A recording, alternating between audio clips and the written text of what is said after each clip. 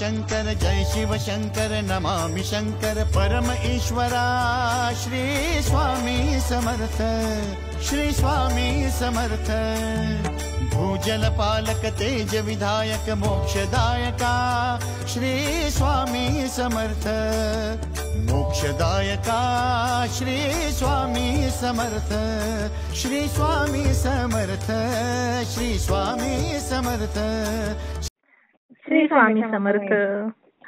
हो, हा. श्री स्वामी समर्थ. ताई तुमचं नाव कळेल का?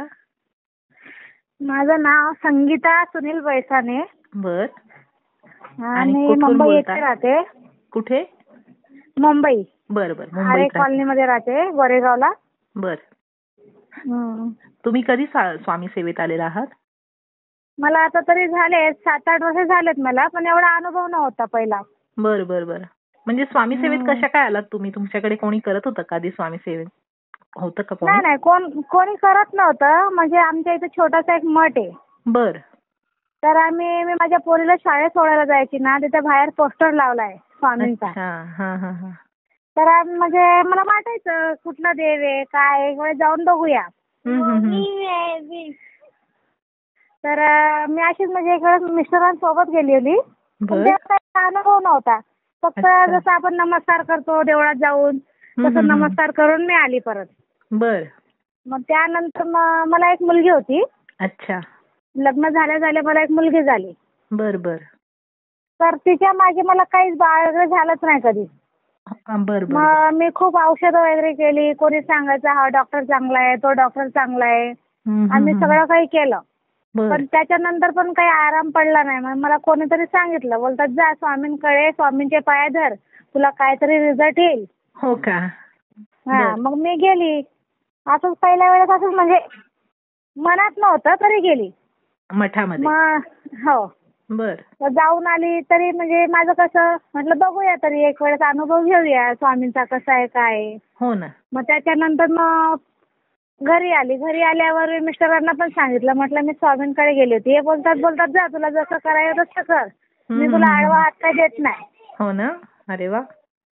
हा. मग तरी मी 2-3 वेळेस कंटिन्यू जात होती. पण काही वाटलं नाही मला. मग म्हटलं जाऊ दे आता काय जायचं नाही तिथे, पण बंद करायचं. बर बर.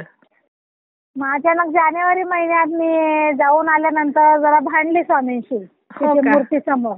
अच्छा. हो. म्हटलं जो महिना जातो तो सारखाच जातो, मला बाळच होत नाही. आता 12 वर्षाची पोरगी झाली मला. हो. हा. सगळे मला बोलतात बाळ होऊ देत नाही, असं नाही तसं नाही. मग बोलणाऱ्याचे तोंड असतातच ना, एक शब्द काय ना काय बोलतात. मग मी स्वामींसमोर जाऊन मी खूप रडून पण आली, बोलून पण आली. जसं माझ्या मनात आलं सगळं मी बोलून टाकलं मूर्तीसमोर. मग तिथं बसलेल्यांनी सगळ्यांनी बघितलं पण की काय होतंय, कशाला ही बाई अशी करते. मग घरी आली. जानेवारी महिन्यातच मला म्हणजे 1-2 दिवस मिस झाला. तर मी प्रेगा न्यूज आणलं चोरून नवऱ्याला.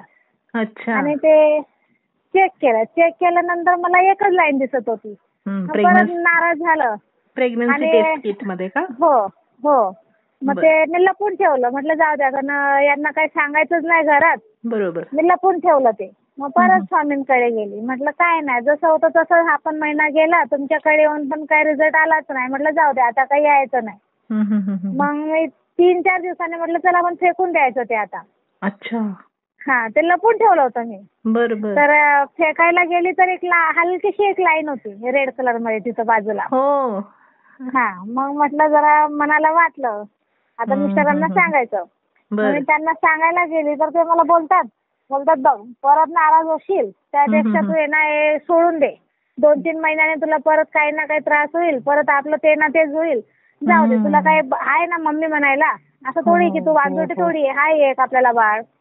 मग तरी 1 महिना 2 महिना म्हणजे 2.5 महिने झाले. मग मी मिस्टरांना म्हटलं आपण नाव नोंदूया. बरोबर. दवाखान्यात जाऊन बघूया तरी चेकअप वगैरे करूया. ते बोलतात 3 महिने जाऊ दे, मगच मी काहीतरी हालचाल करणार, मी काही लक्ष देत नाही. अच्छा. मग आमचं असं दुपारी जेवणानंतर ते नाईटला होते, जेवल्यानंतर आमचं जरा कटकट चालू झालं. तुलाच बाळ नको, असं नको तसं नको, आमचं या गोष्टीवरून वाद चालू झाला. त्यांनी पण म्हणजे जोरात बोलायला सुरुवात केली. मी उठल्यानंतर पोटावर मारून घेतलं. अरे बापरे. स्वतःच्या पोटावर मारलं? हो. खूप म्हणजे खूपच मारून घेतलं. असं म्हणजे आपण जसं याच्यावर मारतो ना खांबावर वगैरे किंवा भिंतीवर मारतात असं. जोर जोरात मी असं माझे म्हणजे हात मारून घेतले पोटावर. असं नाही करायचं. मग ते सगळं रक्त जमा झालं वरती, मला जखमेसारखं दिसायला लागलं. बापरे. 2-3 दिवसानंतर यांनाच काहीतरी वाटलं असेल, कामावर बसून विचार केला असेल, बोलतात चला आपण काहीतरी बघूया. तिने पण एवढा संताप केला. मला एक वेळ विचारतात, बोलतात दाखव काय झालं का पोटाला. म्हटलं काय नाही झालं, तुला काय गरज आहे विचारायची, मी मरो का जगो. अच्छा. असं म्हणून मी सोडून दिला. असं म्हणून सोडून दिलं मी. सोडल्यानंतर मग आम्ही गेलो दवाखान्यात. तिचे बाप्पा बोलले चल जाऊया आपण आणि चेकअप करूया. मग तिथे गेलो तर डॉक्टर जरा तमिळ होते. तर त्यांनी चेकअपच्या टायमाला मग जरा पोट बघितल्यानंतर त्यांना वाटलं काहीतरी की काय झालंय. मला विचारतात ते काय, म्हटलं एलर्जी झाली मला, काहीतरी काही चावलं वगैरे असेल म्हणून ते डाग पडलेत. बोलतात नाही ना हे वेगळे डाग आहेत आणि समजतं आम्ही डॉक्टर आहेत. म्हटलं नाही म्हटलं डॉक्टर असं काही नाही. पण ती लेडीज होती बिचारी, तिने माझ्या चेहऱ्याला बघून मी ओळखून घेतलं. ती काही जास्त बोललीच नाही. मग सोनोग्राफी करूया मग. आणि प्रायव्हेट दवाखाना असल्यामुळे सगळ्या सुविधा एका जवळच. मग आम्ही तिथंच केलं. मग प्रायव्हेट मध्ये सोनोग्राफी केली. म्हणजे बाळ दिसत नव्हतं, ते ऐकायला येत होते. म्हणजे सोनोग्राफी मध्ये बाळ दिसलं नाही दिसलं, फक्त रक्तच दिसत होतं. ते बोलतात बाळ दिसायला पाहिजे, थोडं तरी दिसतं. 2.5-3 महिने होत आले तर बाळ दिसायला पाहिजे थोडं तरी. बरोबर आहे.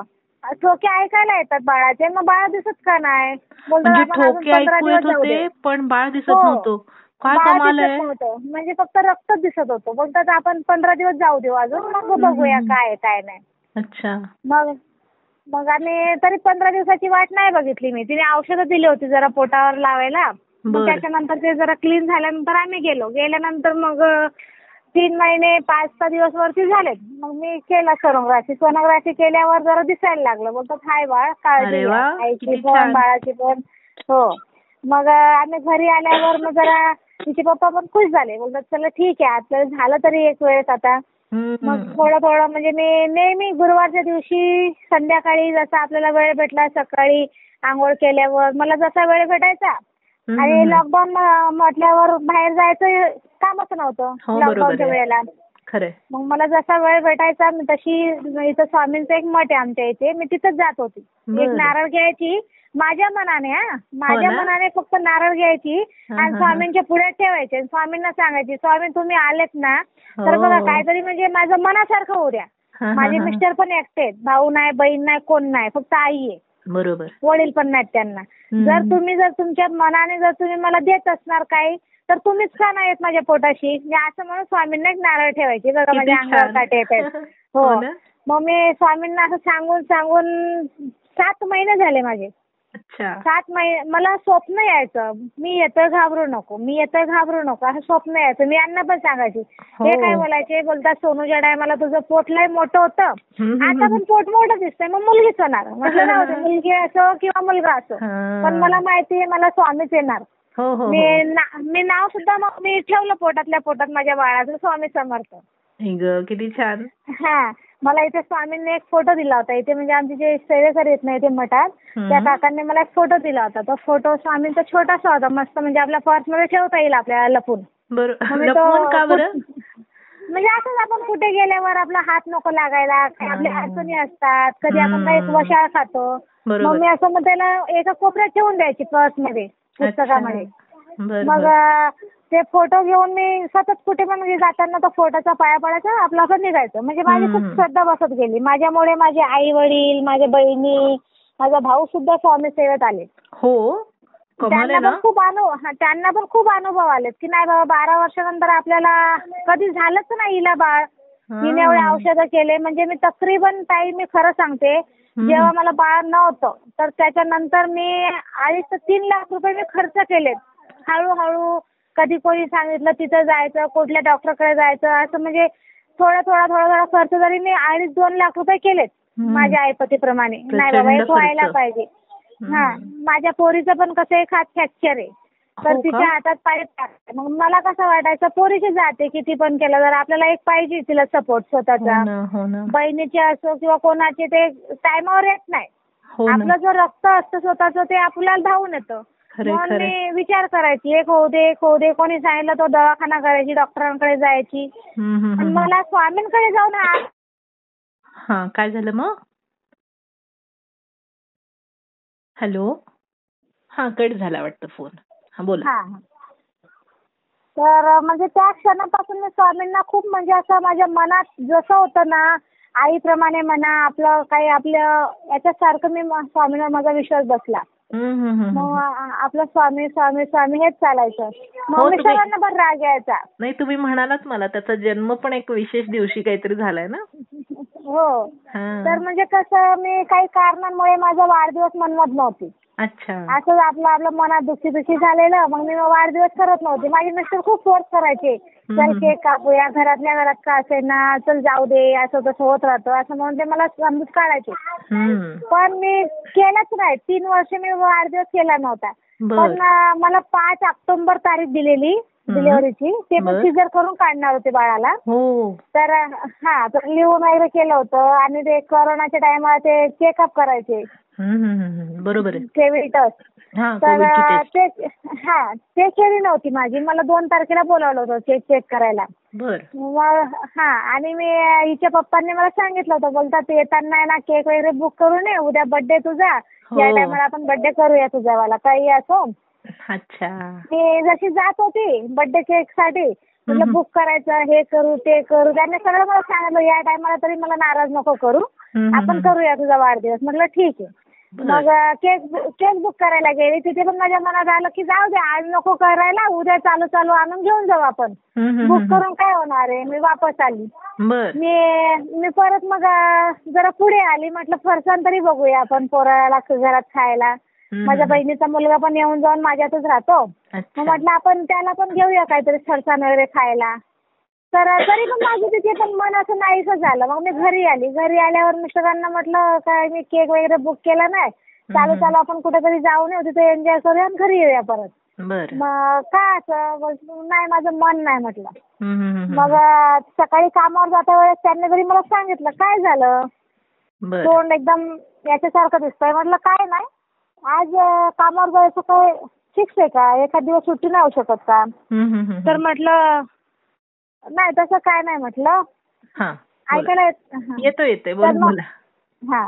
मग कामावर निघताना तरी ते मला बोलत होते, बोलतात काय करायचं, जाऊ की नको, तुझा चेहरा खूप पडलेला आहे. म्हटलं काय नाही, जाऊ नये, अजून डिलिव्हरीच्या टायमाला 5-6 दिवसाची सुट्टी काही भेटणार नाही आपल्याला लगेच. बरोबर. सिक्युरिटी मध्ये माझे मिस्टर. अच्छा. मग आम्ही तरी काय केलं, त्या गेले कामावर आणि लगेच मला खून चालू झालं.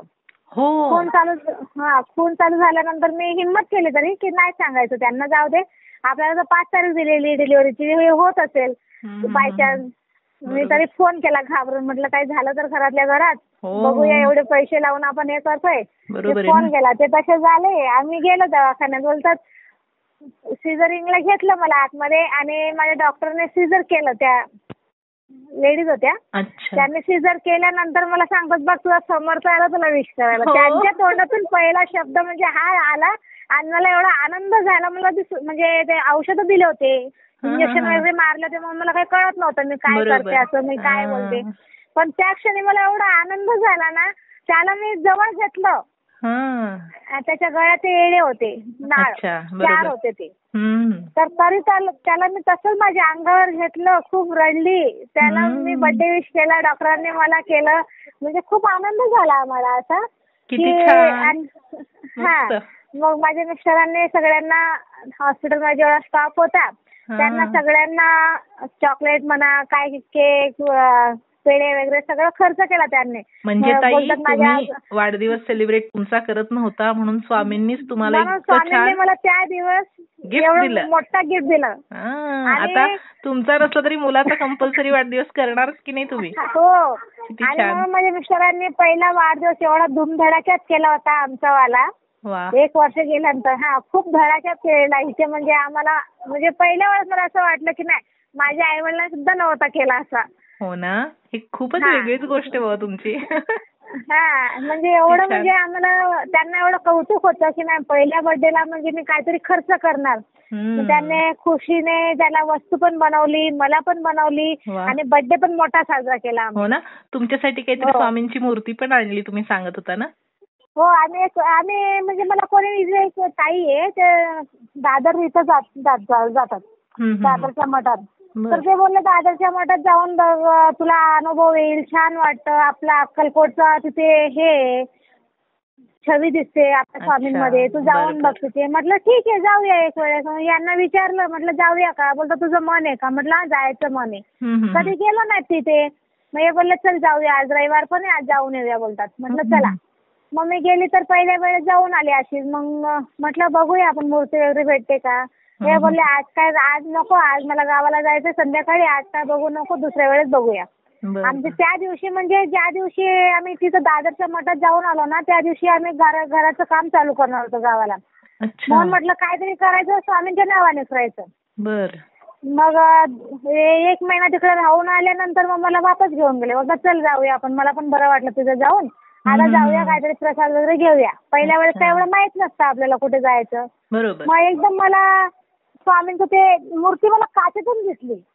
काचेतून दिसली. मी यांना म्हटलं बघ मस्त छान मूर्ती दिसते, मला खूप आवडली. म्हटलं चल जाऊया बघूया तरी. म्हटलं पैसे नसतील तर एवढे चांदीची मूर्ती आहे आणि हातात नसले तर उगाच आपल्या एरियामध्ये आपण करू शकतो काय तडजोड, इथे काय करणार आपण. बोलत चल तरी बघूया कितीची आहे काय, आपल्याला थोडी एकदमच हे करायचंय. मग ती आवडली मला, त्यांना पण आवडली. छोटीशी आहे पण एवढी छान दिसते ती मूर्ती की विचारू नका तुम्ही. हो ना. मग हो मग त्यांनी हातात घेतली. ते बोलतात आवडली ना. मग ती मूर्ती हातात घेतली तर माझ्या डोळ्यातून पाणीच आलं. हो ना. मग ते बोलले चल ठीक आहे हीच घेऊया आपण, तुला आवडली ना, मनापासून आवडली ना, चल घरी घेऊन चल आपल्या स्वामींना. किती प्रेम करतात तुमचे मिस्टर तुमच्यावर ना. किती छोट्या छोट्या गोष्टी पण अगदी तुमची काळजी घेतात. हो. तर मी घेतली ती मूर्ती आणि स्वामींच्या तिथे म्हणजे मठात जाऊन ते पायाशी लावून आम्ही पूजा वगैरे केली तिथे. मग तिथून आम्ही घेऊन आलो घरी घेऊन आल्यानंतर मग तिला मी जरा हे केलं, अभिषेक वगैरे करून मग मी हे केलं, तिला घरी आणून पूजा केली आणि हो मग सगळ्यांना प्रसाद वगैरे देऊन मी ती घरात ठेवली. घरात ठेवल्यानंतर मग मला अनुभव खूप छान आलेत. पण जसं मी आणलं ना घरात त्याच्यानंतर मला अनुभव खूप छान आलेले. हो ना. मला कधी कोणाचं मी आतापर्यंत काही मी भाड्याच्या रूम मध्ये राहते, म्हणजे एवढे प्रसंग आले तरी आम्ही कधी कोणासमोर 1 रुपया नाही मागितलाय. बघा. काही असो आपली चटणी मिरची खायची, आनंदाने राहायचं, कधी कोणाकडे जायचं नाही. माझी फॅमिली भरपूर मोठी आहे पण ते कधी कोणाचा हात नाही पसरत. तर स्वामींनी पण मला कधी तसा वेळ येऊच नाही दिला. अच्छा. कधीच नाही येऊ दिला मला तसा वेळ स्वामींनी. दुसऱ्याकडे हात पसरावे लागले नाहीत. हो मला स्वामींच्या पायात खूप होईल आणि स्वामी हळूहळू का होईना माझी खूप प्रगती करतात ताई. हो ना. हो तुम्ही म्हणाला होतात काहीतरी स्वप्न पण पडलं होतं तुम्हाला, स्वामी दिसले आणि ते पण सांगत होते. हो म्हणजे कसं झालं होतं एक वेळ ना, एक वेळेस अशी झोपली होती, सकाळचा वेळ होता, 4 वाजले होते. तर मला एकदम म्हणजे ते म्हणतात ना ते याच्यावर ब्रह्ममुहूर्तावर स्वप्न पडलेलं किंवा जाग आलेली खूप शुभ असतं. बरोबर खरं होतं. तर असं मला कधी कधी होतं. बर. 3-4च्या नंतर मला जाग येत राहते कायम. असं नाही की कधीतरी ऐकल्यानंतरच मला नेहमीच येते. 5च्या दरम्यान म्हणजे कसं टिफिन बनवायची सवय आहे सकाळी नवऱ्याची पोरीची, तर मी टिफिन बनवायसाठी उठून बसते. बर. उठल्यानंतर मला ना असं कोणी पकडून ठेवलंय खालची जमिनीला. हो. आणि माझा फोटो त्याच भिंतीला, आम्ही जिथे झोपतो ना त्याच भिंतीला मी फोटो बाजूला लावलेला आहे असा. आणि आपली तिथे उशी वगैरे असते.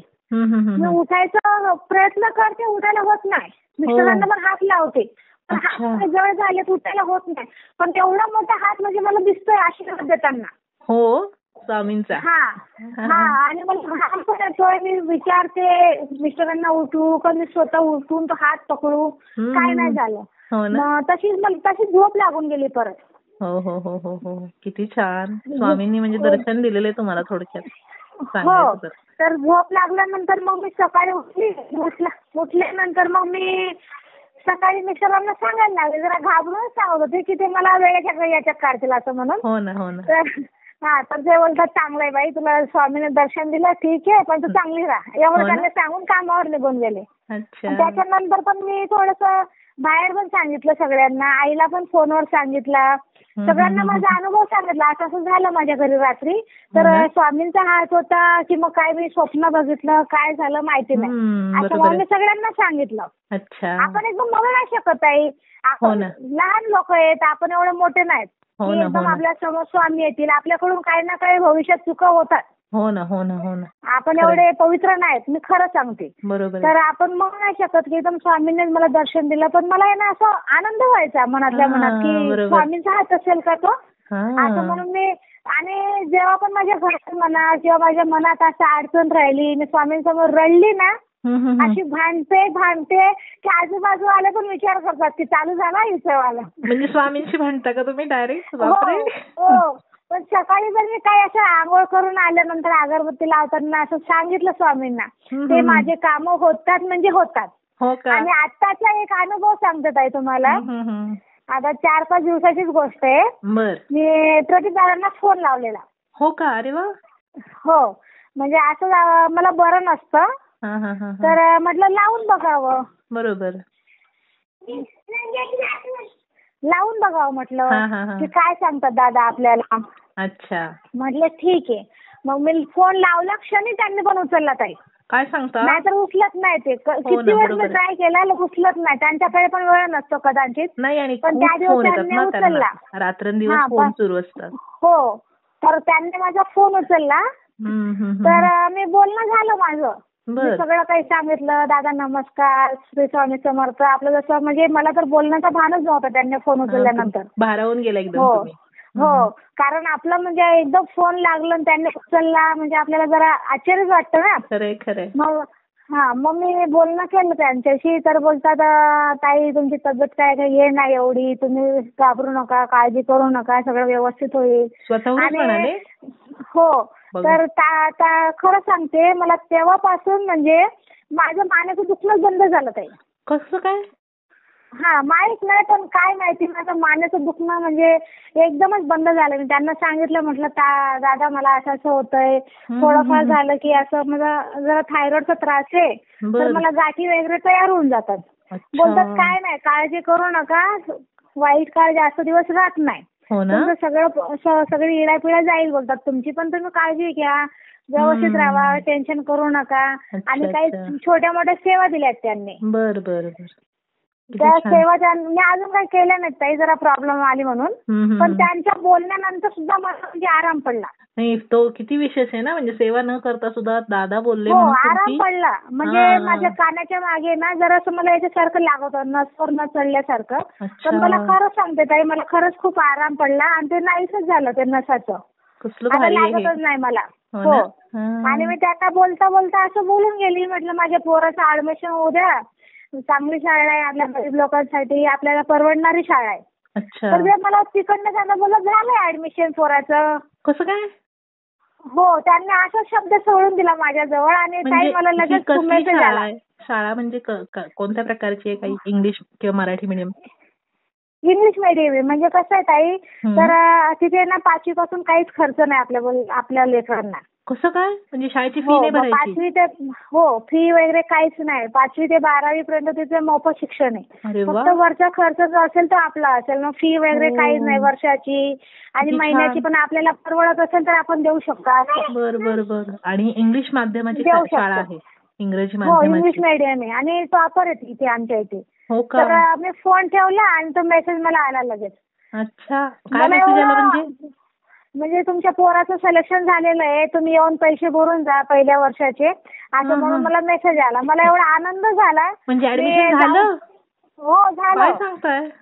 हो, तर मी ते दादांना मी मेसेज टाकला, म्हटलं माझ्या पोराचं झालंय दादा. तर दादांनी पण मला असं तिकडनं ते थंब वगैरे पाठवले मेसेज मध्ये. आधीच माहिती होतं ना, त्यांनी सांगितलं तुम्हाला? नाही, त्यांनी ते थंब वगैरे पाठवलेत नाही, मेसेज मध्ये स्टार मारून ठेवलंय त्यांचं वाला. कसं दादा कधी कोणाला रिप्लाय देत नसतील कदाचित. नाही, पण गंमत की नाही, त्यांनी त्या दिवशीच तुम्हाला सांगितलं की ऍडमिशन झालंय आणि संध्याकाळी तुम्हाला ऍडमिशनचा मेसेज पण आला. म्हणजे ऍडमिशन काही इझिली मिळत नाही असं काही आहे का? नाही, म्हणजे तिथे ना लोकांना खूप वशिला द्यावा लागतो ताई, असं आहे. याचं घेऊन या, त्याचं घेऊन या, नाही तर मग लाईट बिल पाहिजे, तुमच्या घराचे कागद वगैरे, राशन बिल आपलं. आणि मी तर भाड्याने राहते ताई, तर लाईट बिलचा प्रश्नच येत नाही आपल्यावाला. बरोबर. माझ्याकडे काहीच पुरावे नव्हते, फक्त आधार कार्ड शिवाय माझ्याकडे काहीच पुरावे नव्हते इथले. तरी पण झालं. हो, झालं. आणि ज्या दिवशी आम्ही फॉर्म भरला होता ना, फक्त मी स्वामींचा जप करत होते ताई. हो का? अरे वा. हो, स्वामी काही असो पण तुमचा आशीर्वाद राहू द्या, माझ्या बाळासाठी काही ना काही करा. किती मोठी गोष्ट झाली ना, किती खर्च वाचला. नाही, खरंच मला खूप आनंद झाला. आणि मी मग दादांना सांगितलं, मेसेज टाकून, दादा तुमच्याशी बोलणं झालं, आणि लगेच मेसेज आला. दादांनी तिकडनं थंब पाठवलाय, मी त्याच्यावर स्टार मारून ठेवलाय. ते आशीर्वाद म्हणून काय असं ना, त्यांनी पाठवलं. रिप्लाय कोणाला देत नसतील ते कदाचित. खूप मस्त. काय तुमचे अनुभव एक विलक्षण आहेत बाबा. आणि तुमचं बाळ तर म्हणजे काय कमालच आहे. स्वामी बघा ताई, आम्ही जावळ काढायला गेलो, तर लॉकडाऊन मुळे मी गेली नाही. इथून अक्कलकोटला जावळ द्यायची होती मला. अक्कलकोटला जावळ द्यायचं होतं. बर. हो, तर ते जाणं काही शक्य झालं नाही. मग इथे आमच्या इथे मठात मी जाऊन काढून घेतली. काढल्यानंतर मी ती ठेवली. बर. लाल कपड्यात बांधून ठेवली. आणि मग नंतर 2 वर्षानंतर मला जाणं झालं तिकडे अक्कलकोटला. 2 वर्ष ठेवलं तुम्ही जावळ तोपर्यंत कपड्यात काढून ठेवली? हो, कपड्यात काढून ठेवली घरातच.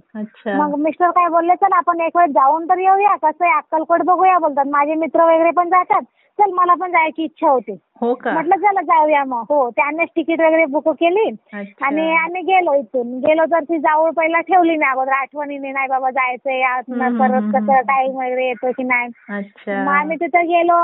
आणि पहिल्या वेळेस जायचा प्रसंग असल्यामुळे आपल्याला माहिती नाही मठ कुठे, समाधी कुठे, आणि मंदिर कसं आहे काय, आपल्याला काहीच माहित नाही. आम्ही जसं बाहेर आलो सोलापूरला, तिथून अक्कलकोटची आम्ही गाडी घेतली. गाडी घेतल्यानंतर आलो तिथे मंदिरात. ते बोलतात मंदिरात राहायची सोय नाही, बाहेर तुम्ही रूम करू शकता. बरोबर. आम्ही रूम केला. काही मुरलीधर म्हणून काका होते तिथे, एक आजोबा होते, म्हणजे खूप म्हातारे होते. त्यांच्या तर नावानेच एक आहे तिथे ट्रस्ट सारखं आहे. अच्छा. तर 200 रुपये दिवसाचे. तर आम्ही तिथेच गेलो, सामान वगैरे ठेवला आणि मंदिरात फिरून आलो. आणि मंदिरात फिरल्यानंतर आरती वगैरे केली. आणि ताई एक प्रसंग तुम्हाला मी सांगते. तिथे काय झालं, माझ्या मिस्टरांनी 100ची नोट त्या पुजारीच्या हातात दिली. बर. तर त्यांनी एवढा भल्ला मोठा नारळ माझ्या नवऱ्याच्या हातात टेकलाय की तो नारळ मी ठेवलाय. हा, जसं स्वामींचं आपलं पोट असतं ना ताई, सेम तसा आकाराचा नारळ आहे. बापरे, कमाल आहे. हा, नाही तो प्रसंग मी सांगितला नव्हता. बघा, तो आहे ना, म्हणजे असं सगळे नारळ बघा तुम्ही छोटे छोटे असतात, पण हा एवढा मोठा नारळ होता. त्याने एकदम उचलला आणि आमच्या हातात दिला. तर ते बोलला एवढा मोठा नारळ. आणि सगळे चकित झालो. मग मीच ते घेतल्यानंतर म्हटलं याचं करायचं काय, फोडून खायचं का काय करायचं. मग मी परत गेली विचारायला. म्हटलं हे काय करायचं काका.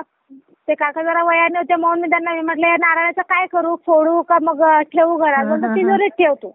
हो का? हो, त्यांना असं सांगितल्यानंतर मी ते ठेवलंय अजून पण तिजोरीमध्ये. तुमचं कर्जमुक्ती होणार आहे म्हणजे. नाही, नारळ खूप मोठा आहे तो. खरं स्वामींचं म्हणजे जसं पोट दिसतं ना आपलं, तसं ते नारळ तुम्ही समोर बघितलं तर तसंच दिसणार.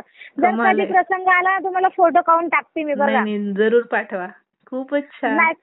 हा, मग काय झालं, तुम्ही मंदिरात गेलात? मग तिकडनं आम्ही तिकडनं आलो. त्या काकांना म्हटलं माझ्या पोराची मी जावळ खाऊन ठेवली, तर मी इथं अक्कलकोटला द्यायचं हे होतं, शब्द दिला होता मी स्वामींना की मला जर मुलगा झाला तर जावळ इथं देणार. पण त्या प्रसंगामुळे मी येऊ नाही शकले लॉकडाऊनमुळे. आणि मोठी जावळ असल्यामुळे मी घरीच काढून घेतली. तर मी सांभाळून ठेवली. तर मी कुठे टाकू. ते काका बोलतात इथे एक विहीर आहे, समाधी जवळ आहे, चोडप्पा महाराजांच्या वाड्यात आहे ती विहीर. तर बघ, जर तुला जमत असेल, तुझ्यावर स्वामींची कृपा असेल तर ते खुलेल तुझ्यासाठी एक हलका. हा, तर ती सगळी पॅक असते बोलतात. तिला सगळी तारने बांधून ठेवलेली, म्हणजे कचरा नको पडायला, काय नको, सगळं तेवढा तिथला परिसर सगळं पाणी तिच्याने हे करतो बोलतात. तुला जर जमत असेल, तुला जमत असेल तर ते जर उघडलं तर तिथं पाण्यात टाकून दे, नाही स्वामींच्या पायाशी ठेवून येऊन जा. म्हटलं ठीक आहे, आपल्याला जसं जमेल तसं. मग मी समाधी जशी पाऊल ठेवला आतमध्ये, पाऊल ठेवल्यानंतर म्हणजे बाहेरून बघत होती, म्हटलं जुनं जुनं दिसतंय सगळं, आपण कधी आलं नाही, कसं आहे काय मध्ये, म्हणजे मनात असं प्रश्न होते. हा, मी गेल्यानंतर मग तिथे ते जरा ओम जाळतात ना, ओम जाळल्यासारखं तिथे होतं. मग तिथून मी चिमूटभर राख घेतली तिथली. हा, म्हटलं स्वामींचा आशीर्वाद घेऊन जाते घरी. मग ती मी पॅकेटमध्ये पॅक केली, मिस्टरांकडे दिली पॅकेटमध्ये ठेवायला. मग त्यांनी ठेवली आणि आम्ही तिथे स्वामींच्या समोर जप माळ करत बसलो. मग आम्ही केल्यानंतर मग पुढे गेलो, समाधीचे ते पावलं वगैरे ठेवले ते स्वामींचे. मग तिथे नमस्कार केला, तिथे त्यांनी फुलं वगैरे दिली, ते पण आम्ही ठेवली व्यवस्थित. मग आम्ही आतमध्ये गेलो. ते एक होते तिथे, एक बिचारे दादा होते, ते बोलतात आम्ही तुम्हाला दाखवतो इथे कसं काय स्वामी इथं निवास करायचे, इथे असं तिथे तसं, आम्हाला सगळं ते दाखवायला लागले. त्याच्यानंतर मग आम्ही पुढे गेल्यावर ती विहीर दिसली, चोळप्पा महाराजांच्या याच्यात वाड्यात आहे. हा, हे विहीर खोदून झाली, पाणी लागलं नाही, हे नाही ते नाही, ते आम्हाला सांगत होते. आणि सगळ्या असं आम्हीच नव्हतो, आम्ही खूप जण होतो. 20 ते 25 जण एका टायमाला आतमध्ये घेतात, ते आरती करतात ना, म्हणून जेवढे मावतील आतमध्ये तेवढेच घेतात. तर आम्ही सगळे तिथे होतो बघायला. तर मी जसा हात ठेवला ताई, तर फटकन उघडला एक फालका. अच्छा, म्हणजे त्या विहिरीवरचं जे काही झाकलेलं होतं झाकण ते. हो, ते जे जाळी लावली होती ना, ती एकदम कशी उघडली माहिती नाही. मग मी पटकन काढलं आणि टाकून दिलं ते आतमध्ये जाऊन माझ्या पोराची. म्हटलं माझं आता मला ओरडतील, काय करतील, मला दम देतील, आपला नवीन एरिया आहे आणि प्लस आपण इथं कोणाला ओळखत नाही, जर मला कोणी पकडलं तर माझे मनाचे विचार दुरदूर जायला लागले. मग मी जशी टाकल्यानंतर सगळे मला बघत होते, पण कोणाशी बोलायचं म्हणजे हेच झालं नाही. विचारलं तू काय टाकलं, काय होतं, ते पुजारी सुद्धा बघत होते. हो ना, ते चोळप्पाचे जे वंश होतात ना, ते सुद्धा मला बघत होते, पण कोणीच बोललं नाही. मग आम्ही आतमध्ये गेलो. आतमध्ये गेल्यानंतर ते वस्तूंना आम्ही हात वगैरे लावला. स्वामींचे जे होते ना सगळे वस्त्र वगैरे ठेवलेत ना तिथे, कपड्यांना हात लावला मी त्या काचेच्या याच्यात. मी म्हटलं खोलून हात लावू का, बोलतात एक जण थोडी येत आहे, सगळ्यांना मग ते हात लावतील, मग खराब होतील. मग मी ते काचेवरून हात लावला, त्या पादुकांना स्पर्श केला. स्वामींची कुऱ्हाड होती तिला ठेवलेली, ते सगळ्या वस्तू काढणार, ते प्यायचे ना स्वामी, ते काय म्हणतात ते हुक्का, हा, ते पण ठेवलं होतं. मी त्यांना पण हात लावून बघितला, स्पर्श सगळ्या वस्तूंना करून आम्ही बाहेर आलो. खूप छान वाटलं. आणि जर अजून कधी भविष्यात झालं तर आम्ही जाऊन येऊ एक वेळेस स्वामींकडे. नक्की जा, स्वामींना भेटायला. तिथे जोशीवाडा म्हणून आहे, मला तिथे पण जायचंय. कसं ते मी ऐकलंय मोबाईल मध्ये की जोशीवाड्याचं पण खूप महत्व आहे. बरोबर आहे. हो, नाही नक्की जा, राहा छान 2-3 दिवस. आपल्याला कसं माहित नाही ना, म्हणून मी एकच वेळ जाऊन तेवढं फिरून आलो आम्ही. पण आता जाणार तर 1 दिवसाची एक्स्ट्रा सुट्टी टाकून मग आम्ही सगळं फिरून येणार, स्वामीचं दर्शन करणार. गेल्यासारखा फील असतो स्वामींकडे गेलं की. खरंच एवढा आनंद आणि एवढं शांत, विचारू नका ताई. स्वामी तर खूप छान अनुभव आलेत मला. तुमचे तर फार लाड करताना दिसतायत स्वामी. तुम्ही काय म्हणाल खूप, म्हणजे इथे जे काका आहेत ना स्वामींचे, इथे जे पुजारी आहेत ना, ते काका सुद्धा सांगतात, भांडून मुलगा मागितला येतो स्वामींकडे, स्वामी कोणाला देत नाही असला प्रसाद, तुला दिलाय. असं खूप भांडतात ते माझ्याशी. आणि आता पण ते मला भांडत होते, बोलतात तू काही देत नाही, हे करत नाही, ते करत नाही. मग यांनी सांगितलं असं, बोलतात आमचं थोडं कर्ज दूर करा, आम्ही पुढच्या वर्षाचा अन्नदानाचा खर्च आम्ही घेऊ, जेवढा होईल तेवढा. जर तुमचा खर्च किती पण असू दे, माझ्या आईपतीप्रमाणे अर्धा तरी मी पुरवणार. हो ना. यांना सांगितलं. आता या वर्षी हा शब्द दिलाय. आता स्वामींना चिंता आहे आता पुढच्या वर्षाची. प्रदीप दादांनी पण बोलवले ना तुम्हाला मठात? हो, प्रदीप दादांनी पण सांगितलंय, बोलतात 4 महिन्यांनी तुमचं इकडे येणं आहे, काही टेन्शन करू नका तुम्ही. म्हणजे मला वाटतं की 4 महिन्याच्या आधी कर्ज नील होईल तुमचं, म्हणजे मग जाणं होईल. तुमच्या तोंडात साखर पडत आहे. जरूर. कर्ज म्हणजे काही नाही घेतलं नाही, माझ्यावर समोरून झालेलं आहे. मी देऊन फसली. घराचं काम चालू असताना माझे मिस्त्री होते ना, ते घर बांधायला घेतलेला, तेच पैसे घेऊन पळून गेले. म्हणून ते कसं इकडचं तिकडं करून आता सासू पण एकटी राहते गावाला, म्हणून मी ते कसं लोन काढून मग आता घर बनवते ना, तर मला जास्त खर्च पडतोय. म्हणजे असे किती पैसे गेले तुमचे? तरी त्याला माझं घर बनवत मी त्याला 4 लाख पुरवले होते. तर 4 लाखामधून त्याने काय 1 लाखापर्यंत काम केलं, बाकीचे घेऊन पळून गेला तो. आता असं झालंय, म्हणून थोडं अडचणीत. नक्कीच मिळतील तुम्हाला पैसे, स्वामी ऐकताय तेवढं तुमचं म्हटल्यावर. मला कुठे जायला जमत पण नाही असं पटकन, आणि काही आपण बरोबर आहे. आणि कष्टाचा पैसा आहे ना हो ताई. हो, त्याच्यामुळे वाटतं खरंच खूप हे वाटतं. नाही, तुम्ही एवढा छान आता स्वामींच्या छत्रछायेखाली आलेला आहात. प्रदीप दादांशी बोलणं झालंय, सेवा मिळालीये, तुम्हाला नक्कीच याच्यातून सुद्धा मार्ग मिळेल. आणि भविष्यात कधी माझ्याकडून जमेल ना ताई, जसं माझ्याकडे वाटलं की नाही प्रदीप दादांची पण भेट घ्यायची, नाही तर मी जाईन त्यांच्याकडे पण. नक्की नक्की जाईलच मी एक वेळेस तरी. मी त्यांना विचारलं एक वेळ असंच बोलता बोलता, म्हटलं हे तालुका कुठे आहे, तो नाशिकला जायचंय आपल्याला, असं इकडनं. बोलतात तुला करायचं काय नेमकं? मग मी त्यांना सांगितलं माझ्या मिस्टरांना, म्हटलं तिथे स्वामींचा एक मठ आहे, प्रदीप दादा चालवतात. मी त्यांचं नाव सेव्ह करून ठेवलंय ना माझ्या मोबाईल मध्ये. तर म्हटलं तिथं जायचंय मला. बोलतात ठीक आहे जाऊया आपण, काही हरकत नाही, पण वेळ येऊ दे, असं घाई करू नको, माझ्या मागे लागू नको, मी तुला घेऊन जाईल. नाही, नेतील, नक्कीच नेतील. तुमचे मिस्टर खूप समजूतदार आहेत, छान प्रेमळ आहेत, नशीबवान आहात तुम्ही. त्यांना एकच आहे, फक्त तू व्यवस्थित बोलायला बघ, दुसरं काय नको पाहिजे मला. हो ना, हो ना, हो ना. किती छान. तुमचे आई बाबा पण बोलले वाटतं ना त्याच्यानंतर प्रदीप दादांशी बोलणं झाल्यावर? हा, जरा आमच्या जरा कटकट झाली होती. जर मी तरी 5-6 महिन्यापर्यंत माझं बोलणंच नव्हतं झालं त्यांच्या बरोबर. हा, तर मी त्या दिवशी प्रदीप दादांना असंच बोलता बोलता बोलून गेली. म्हटलं आई पण बोलत नाही माझ्याशी, वडील बोलत नाहीत, काही मी असंच बोलायला गेलो तर त्यांच्या मनाला वाईट वाटलं का काय माहिती, पण बोलत नाही. पण आईने समोरून फोन केला, वडील पण फोनवर रडत होते, बोलत होते माझ्याशी, तब्येतीची काळजी घे, आम्ही आहोत ना, असं तसं म्हणून, पैशांची गरज लागेल तर मला सांग, आम्ही आहोत, कशाला काळजी करते.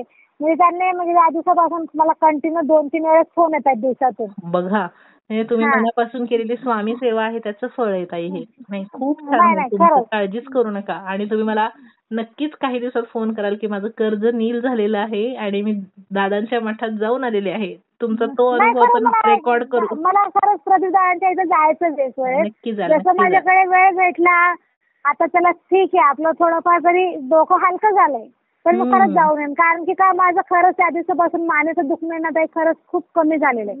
म्हणजे आरामात पडून गेलाय मला सगळं. नाही, नक्की जा. मी खूप घाबरली होती की नाही बाबा एवढं म्हणजे दुखतंय, आपले लहान लहान पोरं आहेत, कुठे कुठे विचार जातात ना. मग मी ना अशी झोपूनच राहत होते. मला म्हणजे हल्ली काय नजर लागल्यासारखं, मला काही कामं पण होत नाही ताई.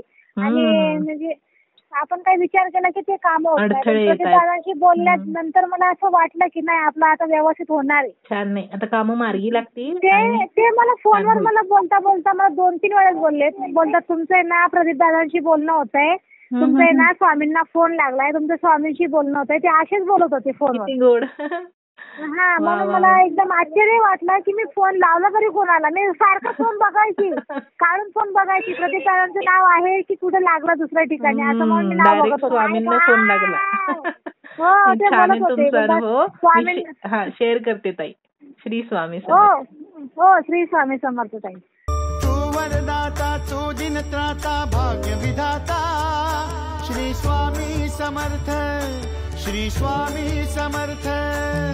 तू अवधूता, सतजननाथा, शल्य विघाता, श्री स्वामी समर्थ, श्री स्वामी समर्थ, श्री स्वामी समर्थ, श्री स्वामी समर्थ, श्री स्वामी समर्थ, श्री स्वामी समर्थ, श्री स्वामी समर्थ, श्री स्वामी समर्थ, श्री स्वामी समर्थ, श्री स्वामी समर्थ, श्री स्वामी समर्थ, श्री स्वामी समर्थ.